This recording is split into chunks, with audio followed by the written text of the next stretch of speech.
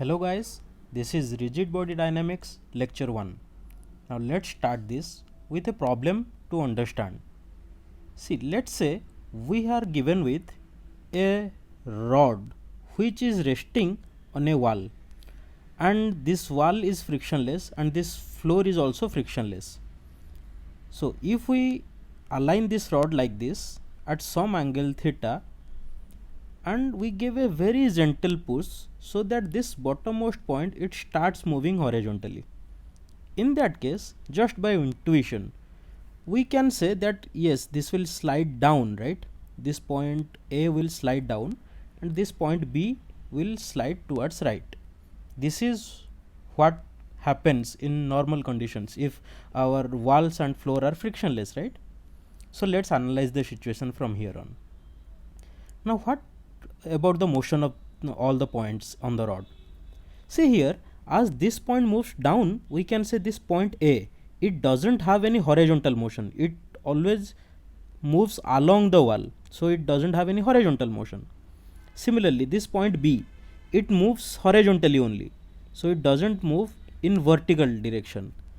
That means all other points, they must have some horizontal motion and some vertical motion, right? Because this endpoint, it has extreme conditions, it goes only vertically. This endpoint, this one goes only horizontally. So see here, if after some time the rod becomes like this, then this point has moved slide down, this point had slided up. That means as a whole, all the points, they must have gone some amount in horizontal and some amount in vertical, right? So here, for example, I will show you one more point, the center of the rod. So let's see, this rod slides back to this A dash B dash position. So we draw a parallel to AB rod, this is the parallel to AB1, and this A dash B dash, the parallel to A dash B dash is this one. So if we compare these two, see this A point is not moving horizontally at all, but as the B point moves a little bit in horizontal, let's say this point moves by x distance. Then how much in horizontal the middle point of the rod moves? By intuition again, we can say it is x by 2 just by logic, but let's prove it mathematically. It is a simple proof. See about this triangle. In this triangle, this is the midpoint, right? So if I can write, if this distance is p, then this distance will also be p dash p, because this is the midpoint of the rod. So if this distance is p, this distance is p also. So from here, this total distance I can write 2p. Similarly in this one, let's see in this one, this is the midpoint. Let's say this distance is p dash, then this distance I can also write p dash again. So what about total distance? It is 2p dash. Then what is this displacement? I can write this displacement is 2p dash minus 2p. This is the final distance, this is the initial distance, right? Now let's talk about the midpoint. Think the midpoint moved from here to here, right? So what is the final distance of the midpoint? It is p dash.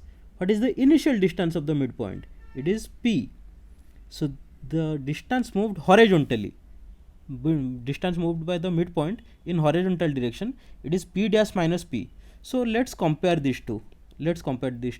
This 2p dash minus 2p and this is p dash minus p, means the midpoint moves exactly half of the distance in horizontal. That's why here I have shown, if this moves by distance x, then this moves by distance x by 2. Now the time taken will be same, right? The moment when this point reaches here, this point also reaches here. That implies also we can say, if this point moves with a velocity, let's say vx in horizontal, then the midpoint will move at a velocity vx by 2 in horizontal. Now this is about horizontal. What about vertical? Again, let's compare these two rods but in vertically. So here this A dash B dash we have drawn here, and this AB we have drawn the initial one, this A dash B dash we have drawn here, and we can see this point B, it is not moving vertically. This point B here, it is not moving vertically, so we have kept the vertical distance same, but the end point, it has dropped by a distance. So this end point has dropped by a distance, right? Again, by the same method, we can say if this has dropped by a distance y, then the midpoint must have dropped by a distance y by 2. So if the topmost point velocity of this top point in vertical is, let's say, vy, then the velocity of the midpoint in vertical, it will be vy by 2. Okay, so this is the first analysis. Now let's analyze a further more. See here, if it is given to us that this point is moving in horizontal with a velocity u, then what is the velocity of this point?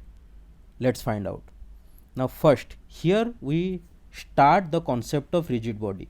Now this is a rod, we have a rod, and this is not elastic, it is just a rod, it is saying. So when we analyze the situation here, we will, this is in our mind that yes, if it is a rod, it cannot elongate or it can compress. It cannot elongate or neither it can compress also. That means the distance between, let's say, this rod is 5 meter in length. Then after sliding like this also, it will still be 5 meter in length. It will not be 6 meter or 7 meter like that.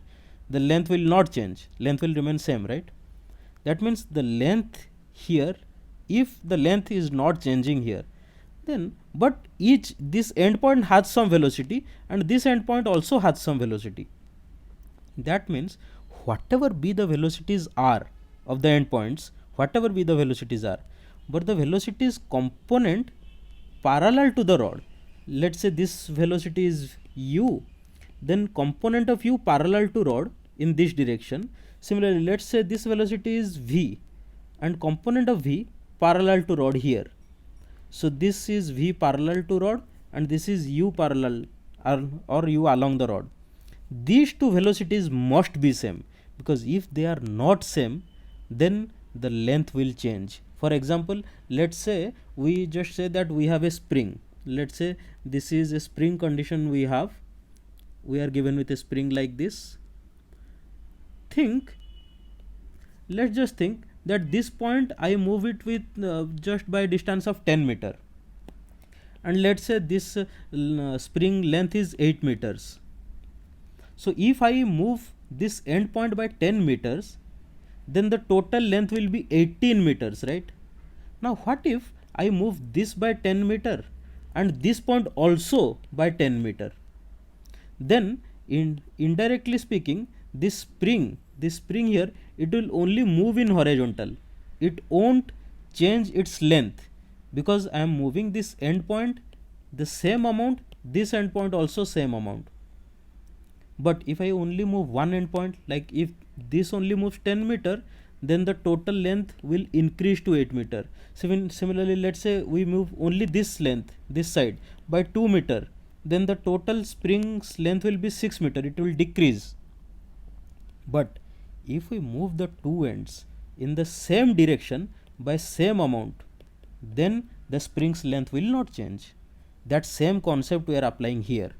So even if this point has some velocity, this velocity is component along the rod and this end's velocity, that one's component along the rod. These two components, if they are same, then the length of the rod will not change. So now we are given with this velocity u. U is given to us. This u is given to us.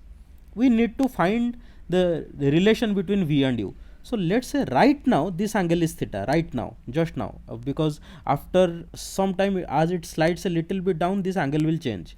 So just right now this angle is theta and this velocity is u. Let's say this velocity is v. Then component along the rod for here, if this angle is theta, then this angle will be theta. So this will be u cos theta, right? And similarly, if this is v here, this is 90 minus theta, this will be v cos 90 minus theta or v sin theta. Now these two components means along the rod component, they must be same. So we have written v sin theta equals u cos theta. So we got v equals u cos theta by sin theta, which is u cot theta. That means if this velocity is u, then this one's velocity in vertical will be u cot theta. This is the relation that we got. Now we will analyze this rod's motion even further. Now if I say what if you are present at this point A, you are, let's say you are sitting in this point A and you are observing point B's motion. Now think, if you are on this point, then according to relative motion concept, point A's motion you will not feel. What is happening actually? In actual, A is going downward and B is going like this. But if you are sitting here and observing, you will not feel A's movement, right? Rather, you will feel that the A's movement is added to B in opposite direction. So if A was moving downward, you will feel that B is moving upward with same velocity V, right? So we are sitting here and observing point B. We are analyzing the motion of point B with respect to point A. Now point A's velocity in opposite direction we added with B. So now with respect to point A, B has two velocities, one V, one U. So this is U, this is V. Now what is this velocity? Perpendicular to the rod velocity. Now because what will happen in the first diagram here, if we compare here, if you are sitting here, you will not feel this point is moving. Rather you will feel that this point is moving like this, means it is moving in horizontal, it is moving in vertical also. So you will feel that this rod is some kind of rotational motion is happening to this rod. This rod is rotating like this about this point. If you are sitting here, if you are sitting at this point, you will feel the rod is rotating like this. Similarly, if you will be sitting here, then you will feel that rod is rotating like this. Now in the first case, we are sitting here and observing motion of this point B's motion we are observing. So let's analyze now. So here this velocity is U, this velocity is V. Now we have drawn this perpendicular to the rod. So if it is having a circular motion, then this point B's velocity, it must be perpendicular to the rod. Then what is that velocity? See here, this point has velocity U, right? Now as initially this angle was 90 minus theta, that implies this is 90 minus theta, and we have drawn a perpendicular here, so this angle will be theta. Now this is V and this angle is theta, so component of V along this will be V cos theta. Now this is U, component of U along this will be U sin theta. So velocity of B perpendicular to the rod, we got U sin theta plus V cos theta. Now similarly, if this is the velocity U sin theta plus V cos theta, then what about if we sit at point B and observing point A? What about then? What will happen then? Exactly same thing. See, if we are sitting here at B, then we will add velocity of B at A but in opposite direction. So B was moving horizontally towards right. So we will add that velocity to A but in opposite direction. So we added U here but in opposite direction. And A originally had this velocity V. So again by same principle, perpendicular to the rod, we got velocity. This is again, this angle is 90 minus theta. So this angle will be theta and this is V. So component along here will be V cos theta and this one's component along this will be U sin theta. So again we got the same velocity V cos theta plus U sin theta. Now another concept, when we have a rod like this and these are the two perpendicular components, we write the omega, means the rotational velocity of one point with respect to other point. We write it like this, VQ minus VP by R, right? So this is the velocity VQ. Remember here this VQ and VP, they must be perpendicular to the rod. So here, see, when we are sitting here, this point has zero velocity, but this point has velocity U sin theta plus V cos theta. So what is the omega here? Omega is again this velocity minus this one's velocity perpendicular by this distance. Let's say this distance is L. This is the length of the rod, which is L. So we write this one's velocity U sin theta plus V cos theta, U sin theta plus V cos theta by L. We got this omega. Now rearrange it. What is this V here? V is U cot theta, right? So U sin theta plus U cot theta into cos theta by L. Now cot theta if we open up, then we get cos theta by sin theta. So here we got cos theta into cos theta, cos square theta by sin theta.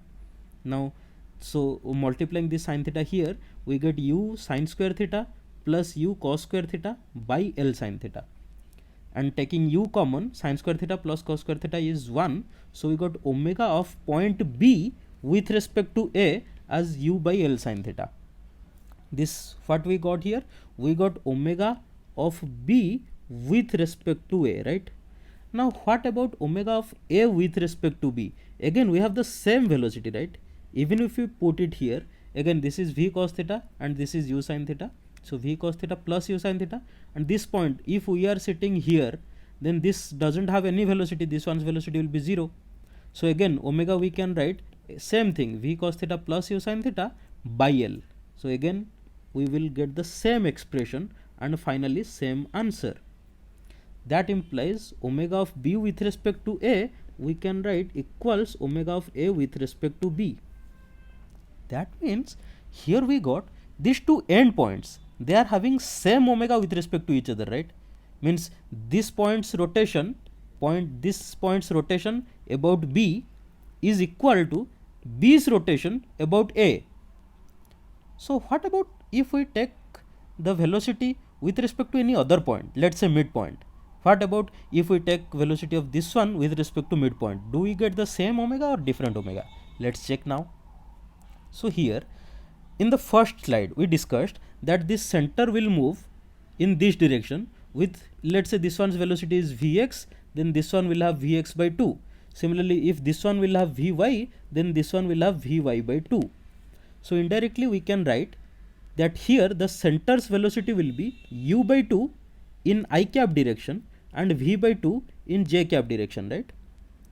So what about B's velocity? The point B's velocity is only in I cap, which is u. Here we will be calculating velocity of B, or not velocity of B, we will write omega of B with respect to center here, center C. Then we need the velocities.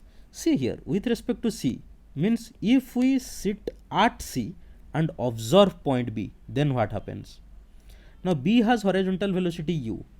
This C has horizontal velocity u by 2. So in horizontal, relative velocity will be u minus u by 2. This is u by 2, right? So in horizontal, this one have relative velocity u by 2.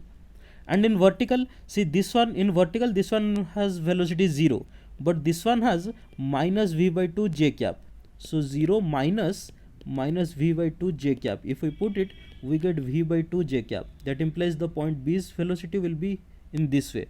Or we can add these velocities in opposite direction. If we add these velocities in opposite direction with respect to C, if we observe, then in velocity of B we extra add these two velocities, u by 2 and this is u by 2 and this is v by 2, we extra add. Then the resultant will show up this like this, because in horizontal it is u already. So u, and here backside u by 2, resultant is u by 2 in I cap direction and this is v by 2 in j cap direction. Then again velocity component along this we will get u by 2 sin theta and v by 2 cos theta, right? So we have written, see, omega is u by 2 sin theta plus v by 2 cos theta by distance between the 2 points, that is L by 2 here. So u by 2 sin theta plus v by 2 cos theta by L by 2 here. Now this gives us u sin theta plus v cos theta by L. Again the same expression, see here, u sin theta plus v cos theta by L. Again the same expression. That means the rotation of point B with respect to C also give us same omega. Now from this experiment we will bring some concepts that we can apply and we will define a rigid body. So here in this rod we can call this rod as a rigid body. Why? First of all, we define a rigid body when the distance between the 2 points in the rigid body, any 2 points, distance between any 2 points in a rigid body, it should not change. The distance between any 2 points in a rigid body will not change. That is concept number 1. That means if we have a rigid body like this and distance between the 2 points will not change, so even if they have different velocities, let's say this is Vp and let's say this is Vq, then both of their component along the rod, along the line joining the 2 points, this is Vp, let's say I write it parallel, and this is Vq parallel, means these are the two velocities along the line joining the 2 points. These two velocities, they must be same. And the perpendicular components for P and Q, let's say this is Vp perpendicular and let's say this is Vq perpendicular. Now these perpendicular components, they will determine the rotational or omega of one point with respect to other. Now logically think, if the distance between 2 points are not changing and you are observing the other point sitting at one of the points, then what kind of motion that point can have? Think logically, it can either the point will not move, means if you are sitting here and observing the other point, it cannot move because the distance between the 2 points cannot change, or even if it moves, it will move in a circular path, so that always, even if the other point will move, the distance between the 2 points should not change. So it behaves, the distance between them behaves as a radius. That means our second concept says, in a rigid body, the motion of any particle with respect to any other particle in the same rigid body can only be circular. If one point is moving with respect to other, then that motion must be circular only, otherwise we will say they are not moving. If a rod is there and both of the points are moving with same velocity, then their relative velocity will be 0, means they will feel like they are at rest with respect to each other. Both of them will feel the other point is at rest, or if they will feel that the other is moving, then that motion must be a circular path, it must be a circular path. These are the concepts, and using these concepts we will solve further rigid body problems. So this is the end of this lecture.